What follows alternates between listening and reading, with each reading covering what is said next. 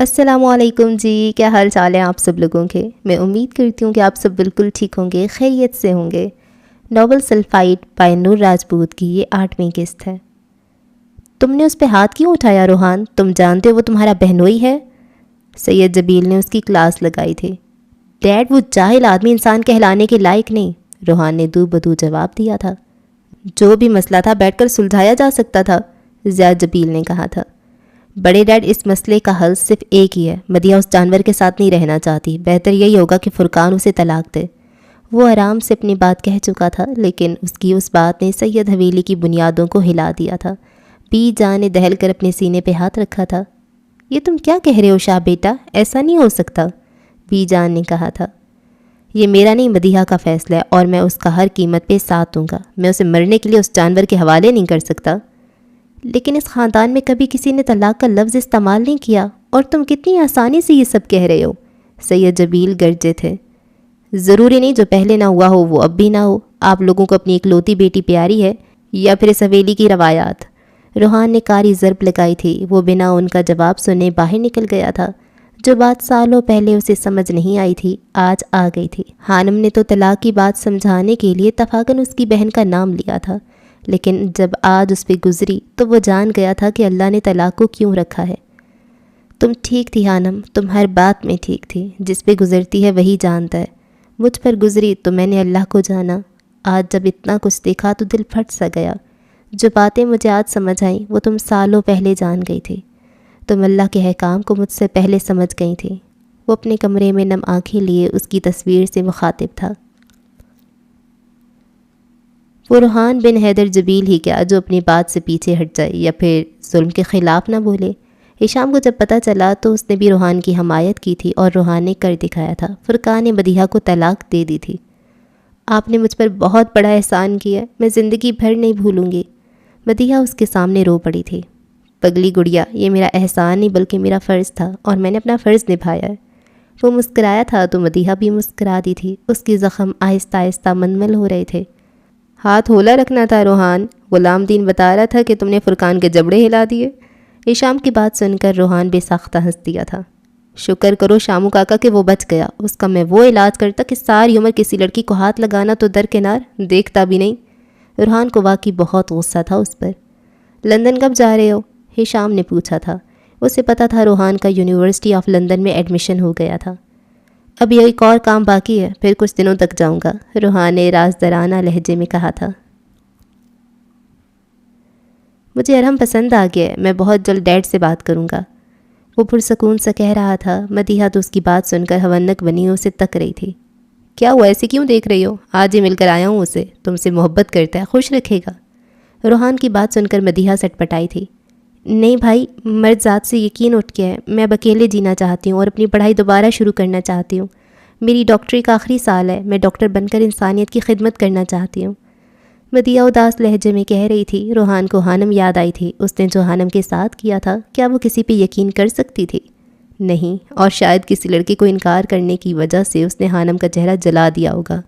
یہ خیال اتنا تکلیف دہ تھا کہ وہ آنکھیں بند کر گیا تھا۔ اسے اپنا دل کرلاتا ہوا محسوس ہو رہا تھا۔ اسے اپنے اندر سے دل کے رونے اور چیخنے کی آوازیں صاف سنائی دیتی تھیں۔ چلو ٹھیک ہے، جتنا وقت چاہے لے لو، لیکن تمہارا فیصلہ ارحم کے حق میں ہونا چاہیے، وہ تمہارے انتظار میں ہے۔ روحان نے اس کا گال تھپ تھپایا اور کمرے سے باہر نکل گیا تھا۔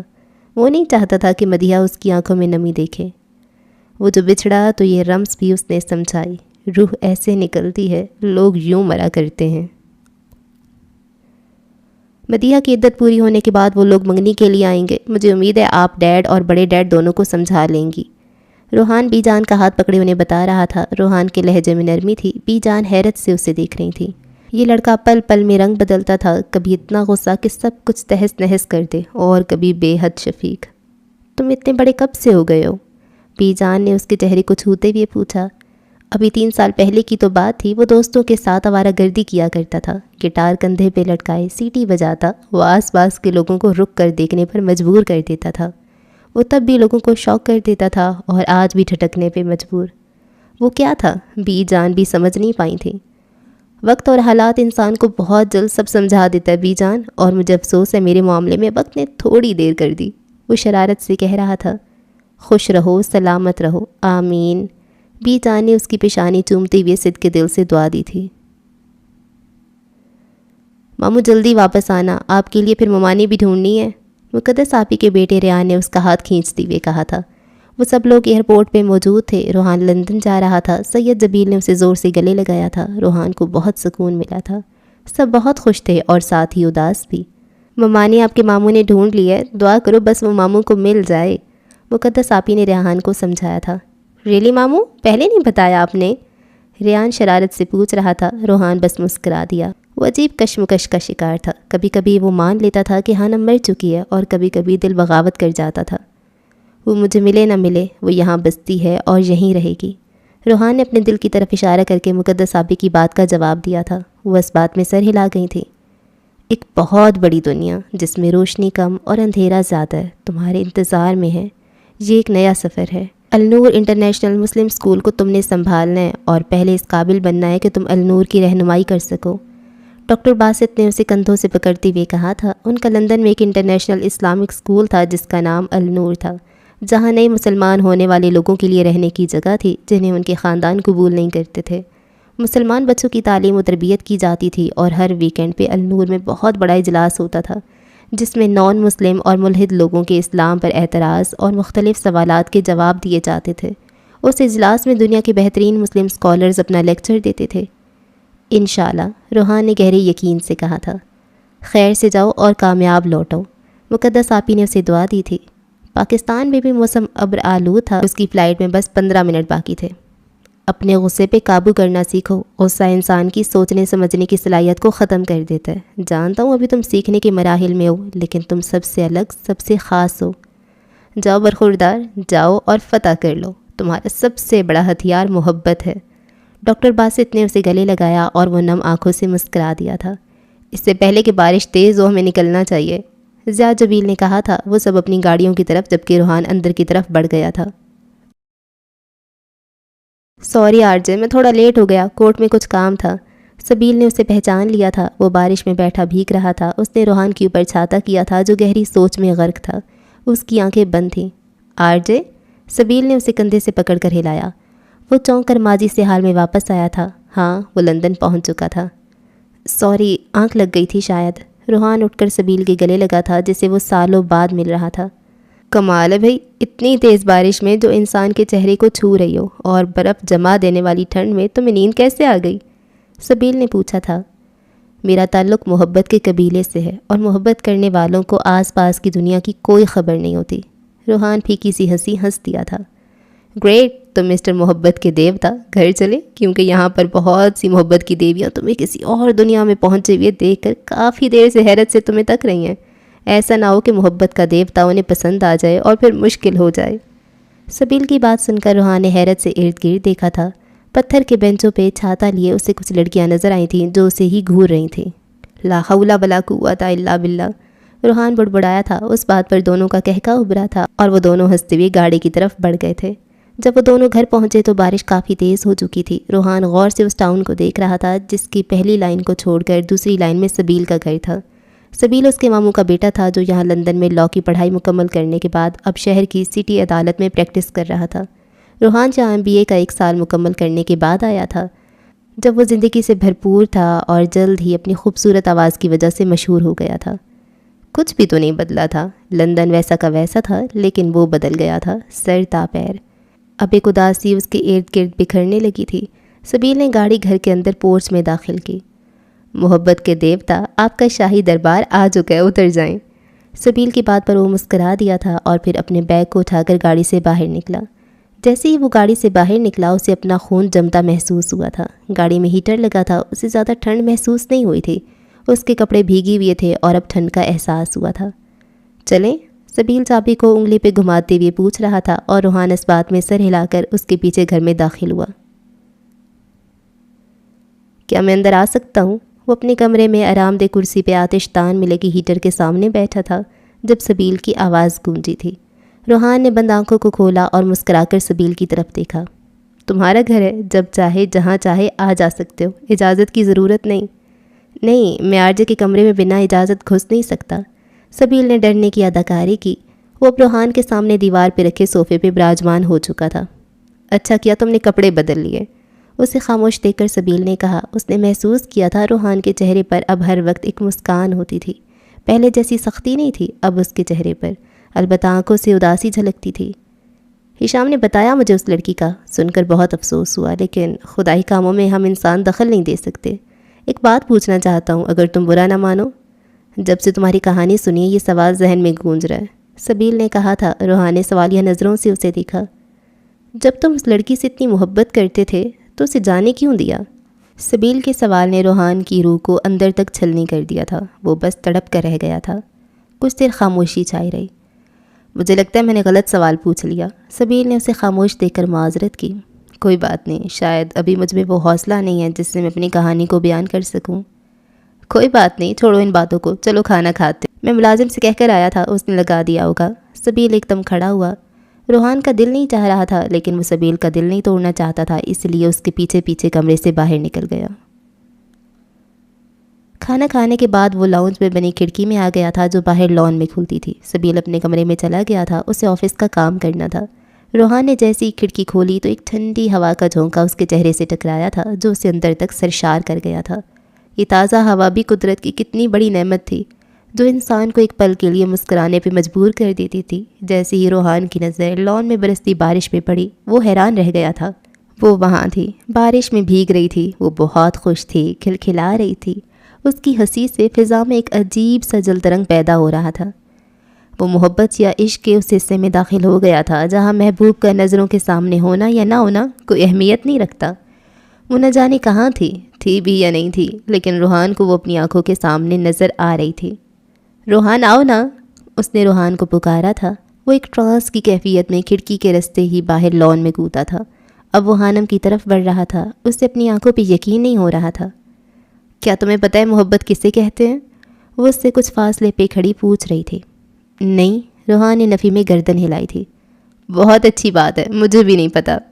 وہ شرارت سے مسکرائی تھی۔ روحان کے لیے یہ سب ایک سیراب تھا، لیکن وہ نہیں جانتا تھا واقعی اس وقت تک ہانم محبت کے جذبے سے انجان تھی۔ وہ نہیں جانتی تھی محبت کا لمس اور احساس کیسا ہوتا ہے۔ محبت وہ جذبہ ہے، وہ آگ ہے جسے لفظوں میں بیان نہیں کیا جا سکتا۔ میں نے بہت دفعہ محبت کو الفاظ کی صورت میں پنوں پہ بکھیرنے کی کوشش کی ہے، اور ہر بار میں نے کاغذ کے پنوں کو جلتے پایا ہے۔ میں جب بھی اپنی محبت کو کسی چیز کے حوالے کرنا چاہتا ہوں، وہ چیز خون اگلتی ہے، جل جاتی ہے، ختم ہو جاتی ہے۔ بارش کے پانی میں روحان کی آنکھوں کی نمی گھل سی گئی تھی۔ اف، اتنی خطرناک اور خوفناک محبت کیسے کر لی تم نے روحان، کیسے؟ وہ سراپے سوال تھی۔ نہیں جانتا، شاید زبردستی کروائی گئی۔ وہ ہنسا تھا، خاک کر دینے والی درد بھری ہنسی۔ سب ختم ہو جاتا ہے، محبت بھی، جیسے تمہاری محبت ختم ہوئی تھی، ایک پل میں، ایک لمحے میں، بنا سچائی جانے محبت کا کوئی وجود نہیں ہے۔ وہ اب رفتہ رفتہ روحان سے دور ہوتی جا رہی تھی۔ روکو، نہیں، محبت ختم نہیں ہوئی تھی، محبت کی تو شروعات ہوئی تھی، روحان نے دہائی دی تھی۔ اس کا دور جانا روحان کو برا لگ رہا تھا۔ نہیں، مجھے سب یاد ہے، سب یاد ہے۔ اس نے ہانم کے لہجے میں اذیت محسوس کی تھی۔ اس سے پہلے وہ مزید دور جاتی، روحان نے آگے بڑھ کر اسے پکڑنا چاہا تھا، لیکن وہ دھواں بن کر فضا میں تحلیل ہو گئی تھی، اور یہ شاید اس کے لیے اذیت کی آخری حد تھی۔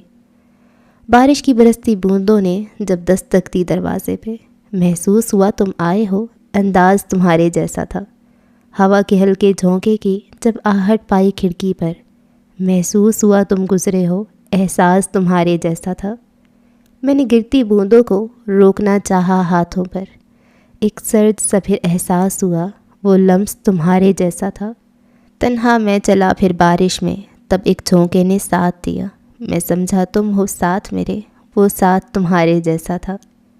پھر رک گئی وہ بارش بھی، رہی نہ باقی آہٹ بھی، میں سمجھا مجھے تم چھوڑ گئے، انداز تمہارے جیسا تھا۔ ملازم سبیل کے کمرے میں چائے دینے گیا تھا۔ دستک دینے پر سبیل نے اسے اندر آنے کی اجازت دی تھی۔ آرجے کو چائے پہنچا دی تم نے؟ سبیل نے پوچھا۔ نہیں، وہ اپنے کمرے میں نہیں ہے۔ ہیں؟ کمرے میں نہیں ہے تو پھر کہاں گیا؟ ملازم کی بات سن کر سبیل حیران ہوا۔ وہ باہر لان میں بارش میں بھیگ رہے ہیں۔ ملازم کی بات سن کر سبیل نے اس بات میں سر ہلایا۔ لگتا ہے موصوف کا آج ہی سارے کپڑے گیلے کرنے کا ارادہ ہے۔ سبیل نے چائے کی چسکی لیتے ہوئے سوچا، کیا انہیں کوئی نفسیاتی مسئلہ ہے؟ ملازم نے ڈرتے ڈرتے پوچھا، کیوں؟ ایسا کیوں کہہ رہے ہو تم؟ سبیل نے ابرو اٹھا کر غصے سے اسے گھورا۔ نہیں، وہ دراصل میں نے ابھی انہیں لان میں کسی سے باتیں کرتے دیکھا جبکہ وہاں کوئی نہیں تھا۔ ملازم کی بات سن کر سبیل چونکا۔ جاؤ تم، ایسی کوئی بات نہیں، اور اپنے کام سے کام رکھا کرو، سبیل نے سخت سے لہجے میں کہا تو ملازم شکر کرتا وہاں سے بھاگا، جبکہ پیچھے سبیل کو روحان کے متعلق جان کر افسوس ہوا تھا۔ اگلے دن اتوار تھا۔ سبیل کام کے سلسلے میں گھر سے باہر گیا تھا۔ روحان اکیلا لاؤنج میں بیٹھا تھا۔ پچھلی رات وہ کتنی دیر تک جاگتا رہا تھا، پر نہ جانے کب اس کی آنکھ لگی تھی، لیکن شاید وہ سویا نہیں تھا۔ نیند تو وہ ہوتی ہے جس کے بعد ہم اٹھے تو پرسکون ہو، جبکہ روحان کے معاملے میں ایسا نہیں تھا۔ وہ سوتے میں جاگتا تھا اور جاگتے میں سوتا تھا۔ کچھ دیر وہ بیٹھا رہا، پھر اٹھا اور ظہر کی نماز ادا کی۔ نماز کے بعد وہ ترجمے والا قرآن کھول کر بیٹھ گیا تھا۔ کل رات اس نے اپنی الماری بھی سیٹ کی تھی۔ وہ پاکستان سے اپنے بیگ اور سوٹ کیس میں کپڑے کم، کتابیں زیادہ لایا تھا۔ اسی جن کتابوں پہ شک تھا وہ لندن سے نہیں ملیں گی، وہ ان سب کو اٹھا لایا تھا، جن میں زیادہ تر اسلامی کتابیں تھیں۔ قرآن پاک کو پڑھنے کے بعد اس کے ذہن میں ایک سوال ابھرا تھا جو وہ ڈاکٹر باسط سے پوچھنا چاہتا تھا۔ اس نے بھی کچھ دیر پہلے مومنین کی صفات پڑھی تھیں۔ روحان کو حیرت ہو رہی تھی، وہ مومن تو کیا، اچھا مسلمان بھی نہیں تھا۔ وہ خود کو ابھی دھوکے باز سمجھتا تھا اور جھوٹا بھی۔ ابھی تک وہ بڑوں کی ہر بات نہیں مانتا تھا بلکہ اپنی مرضی کرتا تھا۔ اس نے ڈاکٹر باسط کے اکاؤنٹ کو کھولا اور وہاں اپنا سوال لکھا تھا۔ اسے امید تھی سرچ کرنے پر جواب مل جائے گا۔ شاید اس سے پہلے بھی بہت سے لوگوں نے یہ سوال کیا ہو، اور اس کے چہرے پر ایک دم رونق چھا گئی جب اسے اپنے سوال سے متعلق ویڈیو ملی۔ اسلام اور مسلمان کے عمل میں واضح فرق کیوں؟ اگر اسلام بہترین مذہب ہے تو بہت سے مسلمان بے ایمان کیوں ہیں اور دھوکے بازی اور رشوت اور منشیات فروشی میں کیوں ملوث ہیں؟ یہ سوال کسی ملحد نے کیا تھا اور ڈاکٹر باسط کا جواب موجود تھا۔ میں آپ کی بات سے اتفاق کرتا ہوں بردر، آپ بالکل ٹھیک کہہ رہے ہیں۔ ڈاکٹر باسط نے تحمل سے سوال سننے کے بعد بولنا شروع کیا۔ اسلام بلا شبہ بہترین مذہب ہے، لیکن میڈیا مغرب کے ہاتھ میں ہے جو اسلام سے خوف زدہ ہے۔ میڈیا مسلسل اسلام کے خلاف خبریں نشر کرتا ہے۔ وہ اسلام کے بارے میں غلط معلومات پہنچاتا ہے، وہ اسلام کے بارے میں غلط تاثر پیش کرتا ہے، غلط حوالے دیتا ہے اور واقعات کو بڑھا چڑھا کر بیان کرتا ہے۔ جب کسی جگہ کوئی بم پھٹتا ہے تو بغیر کسی ثبوت کے سب سے پہلے مسلمانوں پہ الزام لگا دیا جاتا ہے۔ وہ الزام خبروں میں سب سے زیادہ نمایاں ہوتا ہے، لیکن بعد میں جب یہ پتہ چلتا ہے کہ اس کے ذمہ دار غیر مسلم تھے تو یہ ایک غیر اہم اور غیر نمایاں خبر بن کر رہ جاتی ہے۔ اسی طرح اگر کوئی 50 برس کا مسلمان کسی 15 سالہ لڑکی سے اس کی اجازت سے شادی کرتا ہے تو مغربی اخبارات میں وہ پہلے صفحے کی خبر بنتی ہے، لیکن جب کوئی 50 سالہ غیر مسلم 6 سالہ لڑکی کی عصمت دری کرتا ہے تو یہ سانحہ اندر کے صفحات میں ایک معمولی سی خبر کے طور پہ شائع ہوتا ہے۔ امریکہ میں روزانہ عصمت دری کے 2713 واقعات پیش آتے ہیں، لیکن خبروں میں جگہ نہیں پاتے کیونکہ یہ امریکیوں کی طرز زندگی کا ایک حصہ ہے۔ ہر معاشرے میں ناکارہ لوگ ہوتے ہیں۔ میں اس بات سے باخبر ہوں کہ ایسے مسلمان یقیناً موجود ہیں جو دیانتدار نہیں اور دھوکے بازی اور دوسری مجرمانہ سرگرمیوں میں ملوث ہیں، لیکن میڈیا یہ ثابت کرتا ہے کہ صرف مسلمان ہی ان کا ارتکاب کرتے ہیں، حالانکہ ایسے افراد اور جرائم دنیا کے ہر ملک اور ہر معاشرے میں ہوتے ہیں۔ اور میں یہ بھی جانتا ہوں کہ بہت سے مسلمان بلا نوش ہیں اور غیر مسلموں کے ساتھ مل کر شراب نوشی کرتے ہیں، لیکن مسلم معاشرے کی مجموعی حالت بہتر ہے۔ اگرچہ مسلمان معاشرے میں بھی کالی بھیڑیں موجود ہیں، مگر مجموعی طور پر مسلمانوں کا معاشرہ دنیا کا بہترین معاشرہ ہے۔ ہمارا معاشرہ دنیا کا وہ سب سے بڑا معاشرہ ہے جو شراب نوشی کے خلاف ہے، یعنی ہمارے ہاں عام مسلمان شراب نہیں پیتے۔ مجموعی طور پہ ہمارا ہی معاشرہ ہے جو دنیا میں سب سے زیادہ خیرات کرتا ہے، اور جہاں تک حیا، متانت، انسانی اقدار اور اخلاقیات کا تعلق ہے، دنیا کا کوئی معاشرہ ان کی مثال پیش نہیں کر سکتا۔ بوسنیا، عراق اور افغانستان میں مسلمان قیدیوں سے عیسائیوں کا سلوک اور برطانوی خاتون صحافی کے ساتھ طالبان کے برتاؤ میں واضح فرق صاف ظاہر ہے۔ اس بات کو میں ایک مثال سے سمجھاتا ہوں۔ اگر آپ جاننا چاہتے ہیں کہ مرسیڈیز کار کا نیا ماڈل کیسا ہے اور ایک ایسا شخص جو ڈرائیونگ نہیں جانتا اسٹیئرنگ پہ بیٹھ جائے اور گاڑی کہیں دے مارے تو آپ کس کو الزام دیں گے؟ کار کو یا ڈرائیور کو؟ فطری بات ہے آپ ڈرائیور کو الزام دیں گے، یہ دیکھنے کے لیے کہ کار کتنی اچھی ہے۔ ڈرائیور کو نہیں، بلکہ کار کی صلاحیت اور اس کے مختلف پہلوؤں کو دیکھنا چاہیے کہ یہ کتنی تیز چلتی ہے، ایندھن کتنا استعمال کرتی ہے، کتنی محفوظ ہے، وغیرہ وغیرہ۔ اسی طرح اگر یہ بات محض دلیل کے طور پہ مان بھی لی جائے کہ مسلمان خراب ہیں، تب بھی ہم اسلام کو اس کے پیروکاروں سے نہیں جان سکتے۔ اگر آپ یہ دیکھنا چاہتے کہ اسلام کتنا اچھا ہے تو اسے اس کے مستند ذرائع سے پرکھیں، یعنی قرآن مجید اور صحیح احادیث سے۔ اسلام کو محمد صلی اللہ علیہ وآلہ وسلم کی ذات گرامی سے پرکھیں۔ اگر آپ اپنی طور پہ یہ دیکھنا چاہتے ہیں کہ کار کتنی اچھی ہے تو اس کی اسٹیئرنگ ویل پہ کسی ماہر ڈرائیور کو بٹھائیں۔ اس طرح یہ دیکھنے کے لیے کہ اسلام کتنا اچھا دین ہے تو اس کا بہترین طریقہ کار یہ ہے کہ ہم اللہ کے آخری پیغمبر صلی اللہ علیہ وآلہ وسلم کو سامنے رکھ کر دیکھیں۔ مسلمانوں کے علاوہ بہت سے دیانتدار اور غیر متعصب غیر مسلم مورخین نے اعلانیہ کہا ہے کہ حضرت محمد صلی اللہ علیہ وآلہ وسلم بہترین انسان تھے۔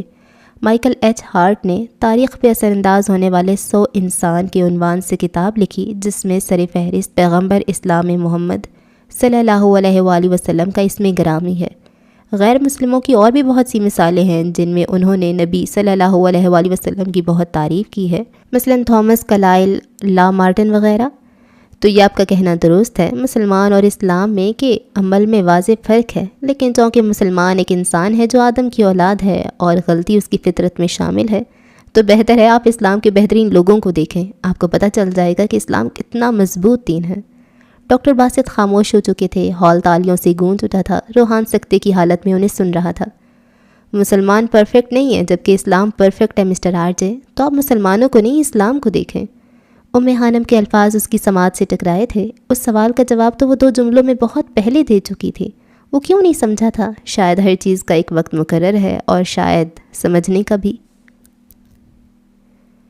ویڈیو دیکھنے کے بعد روحان جلدی سے اٹھا اور کپڑے بدلے۔ اسے النور ادارے میں جانا تھا جو ڈاکٹر باسط کا تھا۔ وہ وہاں سے تعلیم حاصل کرنا چاہتا تھا۔ سبیل گھر نہیں تھا اور نہ ہی گاڑی تھی، اور روحان نے بھی گاڑی نہیں لی تھی۔ اس نے ٹرین سے جانے کا فیصلہ کیا تھا۔ اسے پتہ معلوم تھا۔ تقریباً 15 منٹ بعد وہ ٹرین میں بیٹھا تھا۔ شیشے سے وہ پیچھے کی جانب بھاگتے نظاروں کو دیکھ رہا تھا۔ اس کے سامنے سیٹ پہ ایک لڑکا اور ایک لڑکی بیٹھے تھے۔ تو تمہارا اپنی گرل فرینڈ سے بریک اپ کیوں ہوا؟ لڑکی نے لڑکے سے سوال کیا تھا۔ شاید وہ دونوں دوست تھے۔ تم جانتی ہو میری گرل فرینڈ بہت مذہبی قسم کی تھی۔ ایک دن وہ کہنے لگی کہ اسے خدا سے عشق ہے۔ مجھے حیرت ہوئی۔ میں نے کہا تم خدا سے عشق نہیں کر سکتی، تمہاری اتنی اوقات نہیں۔ ہاں البتہ تم چاہو تو اسے عاشق بنا سکتی ہو۔ بس اتنی سی بات تھی۔ وہ تھی اور چائے کا کپ میرے سر میں مار کر چلی گئی۔ لڑکے کی بات سن کر لڑکی خوب ہنسی تھی، البتہ روحان ٹھٹکا تھا۔ اسے وہ رات یاد آ گئی تھی، اس رات جب وہ خانم کو ڈھونڈتی ہوئی اس کے گھر پہنچ گیا تھا، جب وہاں پر اس سے فقیر نے اسے پلٹ جانے کو کہا تھا۔ لیکن روحان میں اتنی ہمت نہیں تھی۔ وہ وہیں گھٹنے زمین پہ ٹکا کر بیٹھ گیا تھا۔ اس کی حالت غیر ہو رہی تھی۔ وہ ہر حالت میں خانم سے ملنا چاہتا تھا۔ ایک بات کہوں، اگر تم اس پہ عمل کرو گے تو سب کچھ تمہاری منشا کے مطابق ہوگا۔ فقیر کے پر اسرار لہجے میں کہنے پر وہ چونکا تھا۔ جاؤ اور جا کر اللہ کو عاشق بنا لو۔ جب تو اسے اپنا بنا لے گا اور اس کا بن جائے گا تو تجھے سب مل جائے گا، جو ناممکن ہے سب ممکن ہو جائے گا۔ فقیر کی بات سن کر آرزے کو حیرت ہوئی تھی۔ اسے اتنا پتہ تھا کہ اللہ کو عاشق کہنا غلط تھا۔ وہ جانتا تھا اس کے گھر میں اللہ سے عشق کرنے کی باتیں کی جاتی ہیں، نہ کہ اسے عاشق بنانے کی۔ اسے فقیر پر کسی پاگل کا گمان ہوا تھا۔ سوچ کیا رہے، اب جائے یہاں سے، فقیر چلایا تھا، لیکن وہ الجھا سا اسے دیکھ رہا تھا۔ اس سے پہلے وہ کچھ کہتا، فقیر اپنی جگہ سے اٹھا اور اس کے پاس سے گزر کر گلی میں کہیں غائب ہو گیا تھا۔ روحان کو وہ رات یاد آ گئی تھی۔ وہ فقیر کی بات کو نظر انداز کر چکا تھا، لیکن آج پھر اس کے سامنے کسی نے وہی بات کی تھی۔ اس سے حیرت ہو رہی تھی۔ روحان کچھ کہنا چاہتا تھا۔ وہ اس لڑکے سے پوچھنا چاہتا تھا کہ اللہ سے عشق کیوں نہیں کیا جا سکتا، لیکن شاید ان کا اسٹیشن آ گیا تھا اور وہ دونوں اتر گئے تھے۔ روحان الجھ کر رہ گیا تھا۔ وہ النور اسکول پہنچ چکا تھا۔ گیٹ پہ گارڈ نے اس کا شناختی کارڈ چیک کیا تھا اور پھر اس سے اندر جانے کی اجازت دی تھی۔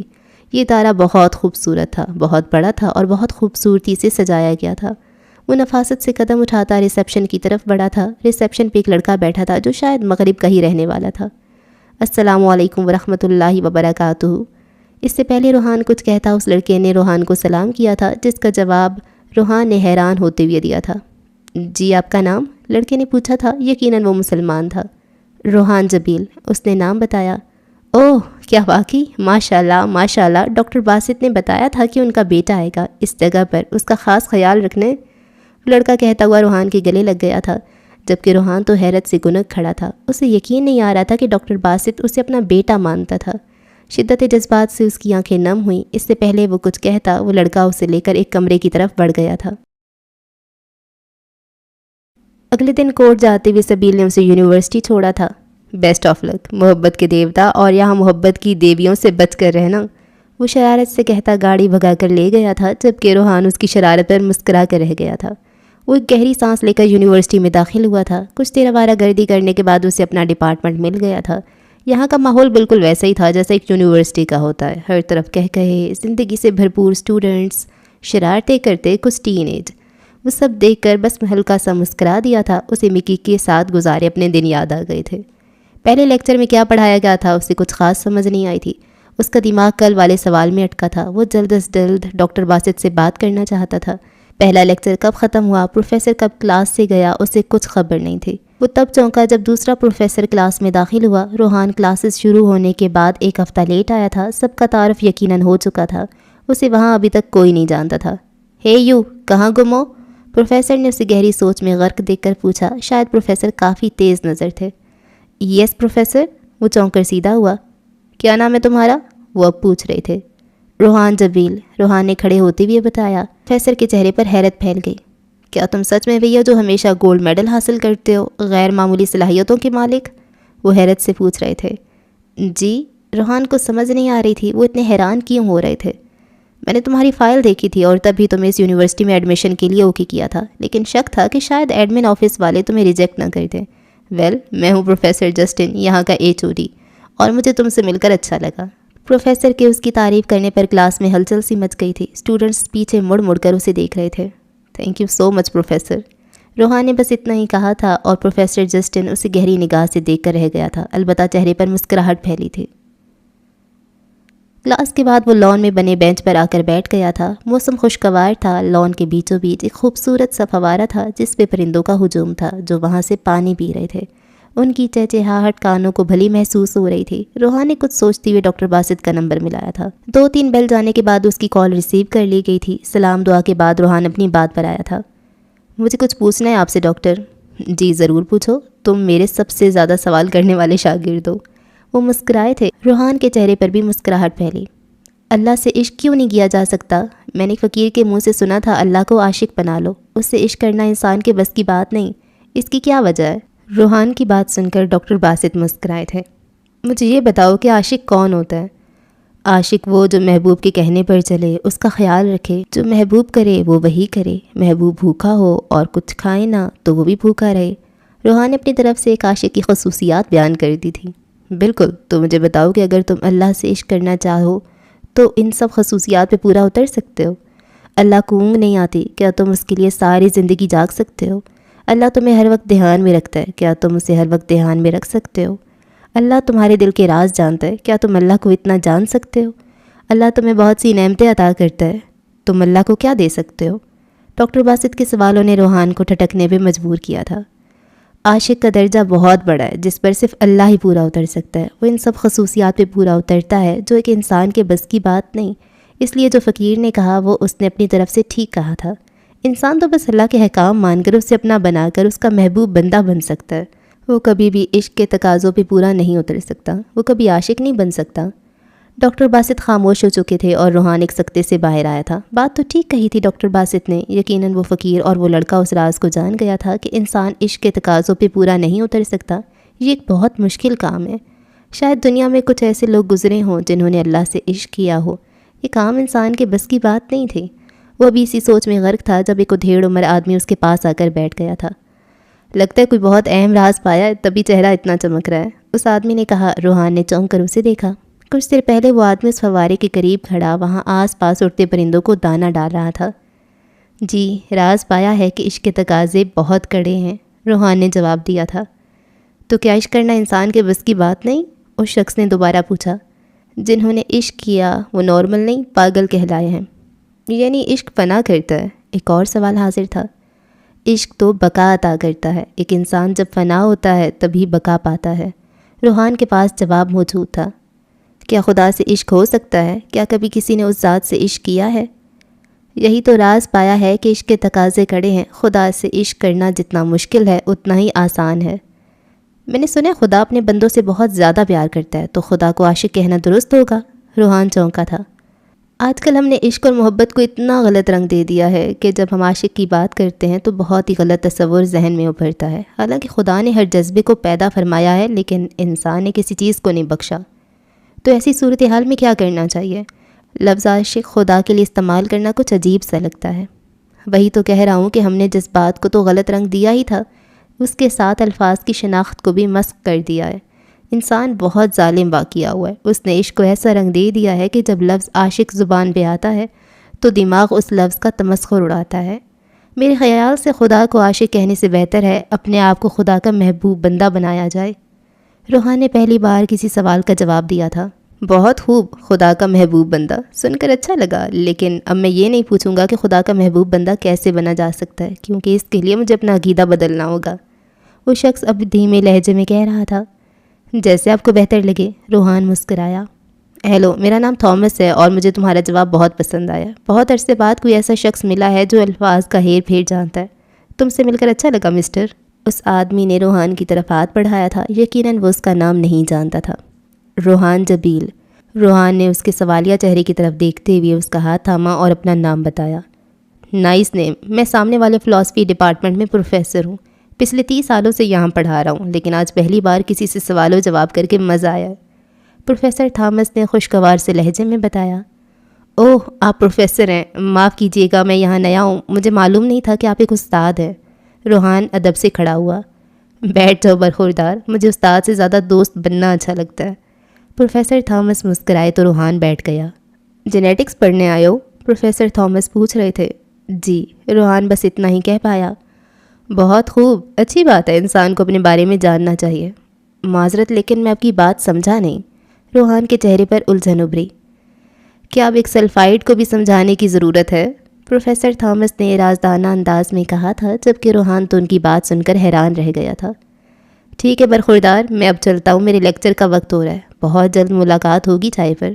اس سے پہلے روحان کچھ کہتا پروفیسر تھامس اپنی جگہ سے اٹھے اور مسکرا کر کہتے آگے بڑھ گئے، اور روحان حیرانی سے انہیں جاتے ہوئے دیکھ رہا تھا۔ کیسا رہا تمہارا یونیورسٹی میں پہلا دن؟